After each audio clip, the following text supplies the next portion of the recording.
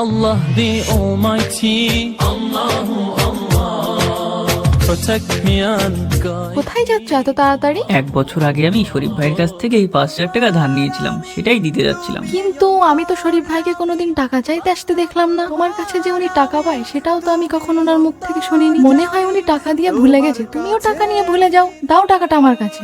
এটা করা ঠিক হবে না।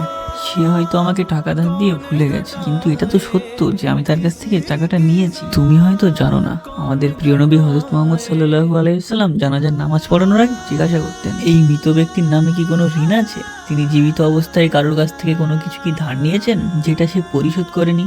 আর যদি ওই মৃত ব্যক্তির নামে কোনো ঋণ বা দেনা থাকতো, তাহলে আমাদের প্রিয় নবী তার জানাজা পড়াতেন না। ততক্ষণ পর্যন্ত জানাজা পড়াতেন না যতক্ষণ না কেউ ওই মৃত ব্যক্তির ঋণ পরিশোধের দায়িত্ব নিতেন। আমরা যদি কারোর হক মেরে খাই, তাহলে আমাদেরকে মৃত্যুর পর নেকি দিয়ে তা পরিশোধ করতে হবে।